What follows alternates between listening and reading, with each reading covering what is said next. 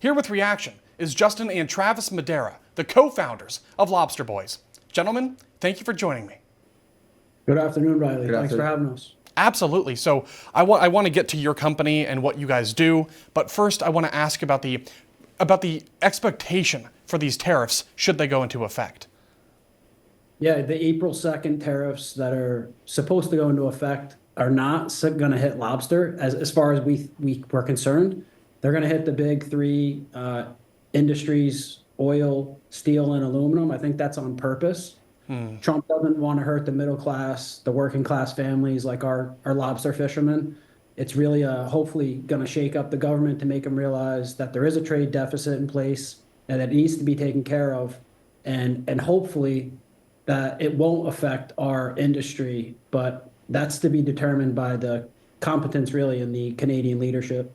Absolutely. Now, following up on that point, tell us more about your organization, what you guys do, and how you see these tariffs possibly impacting you guys down the line. So Lobster Boys is a direct-to-consumer company. We purchase from the fishermen directly. We grew up as fourth-generation fishermen, lobstermen ourselves. So we understand who does the hard work and what it takes to catch those products. And we're very focused on fishermen only direct-to-consumer model, which is Canada to US, and it could impact the fishery in a big way. If you take 25% of the current pricing and run that down, it could have a big impact on the Canadian fishermen.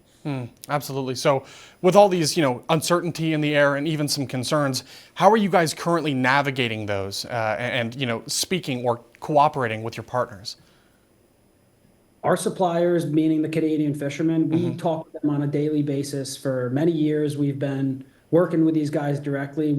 Our company was born by exposing this middleman mafia of dealers in Nova Scotia that were really using coordinated deception to pin the fishermen into positions where they couldn't make a really solid living. The lion's share of the profits were being consumed by the dealers, and Lobster Boys came along and brought truth and transparency to the fishermen and fair pricing.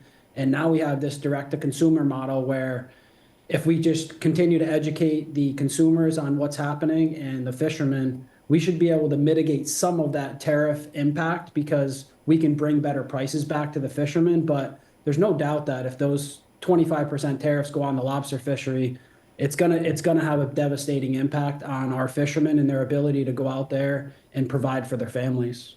Okay. I completely understand. And a lot of other people in business have echoed similar things. So what I hear is a balance, and I'd like both your thoughts on this. On one hand, some tension with the rising prices in the short term, but then balance that with this long-term goal of trying to bring industry and trying to bring jobs back to American soil. So what do you think about that? Do you think the long-term vision here can sort of, give people hope to get through these, uncertain times in the short term?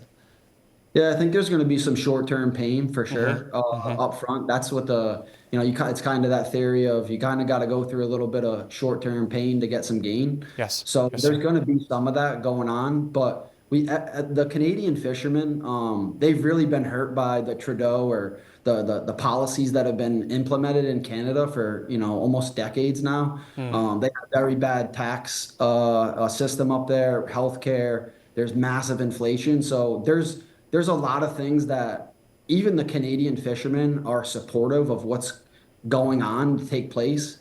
But the end game is, yeah, everybody sees there could be a little bit of short-term Yes. pain here, but Yes. long-term, as you're talking about, that could be very beneficial for both Canadian and U.S. sides. Okay. So just to that point as well, how is this talk of tariffs and these policy proposals, how is it changing the way that you guys maybe think about your business operations long term in the next 3 to 5 years?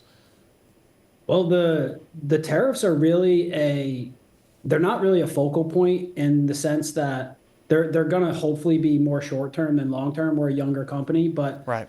as Travis just spoke to, the Canadians are more concerned about the steep decline that they've faced over decades now under these policies from the Liberal government and the Trudeau. Our fishermen go as far as having foul language with signs on their boats that say, they don't approve of that government. Let's just put it that Really? way. I would argue if you put Trump on the ballot in Canada for the administration, at least as an option on the ballot, I would think he'd win in Canada by a landslide. We have our Canadian counterparts telling us on an everyday basis that they're ready to wear 51st state flags. They're ready to really support this because they see what's happening across the border in the U.S. and they fully support it as we do. As far as our long-term planning goes, it's hard to figure that out with all this ever-changing environment economically, but we are prepared to make our Canadian fishermen a bigger role in Canada than just being fishermen and teaching them how they can make more money and taking ourselves and removing us from being in that dealer position and making them more of that, dealer in Canada. Okay. Now, since you mentioned Trudeau and everything that's going on in Canada, because they are seeing a lot of political change right now, and there's an election supposedly coming up for this new PM, Mark Carney. What have you heard from some of your colleagues about Mark Carney specifically and his vision for Canada? So, I mean, as far as Carney, I mean, most of them think him as a duplicate of the Trudeau. I mean, it's the liberal side, so most of them are in favor of him at all because of, what they're seeing. I spoke to, massive taxes on everyone can barely employ their workers. There's a lot of EI and stuff being collected on just that issue alone. But healthcare. Say you had a problem with you had a headache and you wanted to go to the local hospital. I mean, there's backed up lines. They're telling if you have to have a major surgery, you're talking a year wait just to have something done for your kid or for yourself or your family. I mean, there's huge problems in Canada that need real acting upon, and there's reform needed under that liberal Trudeau agenda. So most of them, as Justin alluded to, I mean, are in support of, there's a possible 51st state agenda, but just they're not satisfied with the Trudeau, how it's worked over the last, X amount of years. Yeah, seems like it. I mean, I can't think of a politician in Canada who's more widely and universally disliked by their own people, at least not in modern history. So we'll have to see what happens. I know Carney's come out and he's prepared to go toe-to-toe with the Trump administration over this issue of tariffs. But like you guys, I think really a lot of this is just about recalibrating. I don't think it's about severing all ties or starting a trade war. Certainly, I think it's about striking deals that are more beneficial and fair for the American people, which you would expect to see from an American president. So we'll have to see what happens. But in the meantime, gentlemen, if people want to support your business and read more about your organization, where can they go? Yeah, go to lobsterboys.com. You can buy our lobsters, support our local fishermen, get the best quality lobsters. We only buy 100%. We're the only company in the world that buys 100% of our lobsters directly from fishermen only. And we're bringing a real truth and transparency approach, similar to the Trump administration is doing with the government. We've been on this path now for a decade plus, me and Trav, and we're really excited about where we're going and the time that we're headed into. Hopefully we can get over these speed bumps of Canada, USA trade war, but that's where they can go to support Lobster Boys. Okay. Well, thank you both for your time. I'm sure you're very busy, and I appreciate it. All right. Thanks for having us. Thanks, Riley. God bless.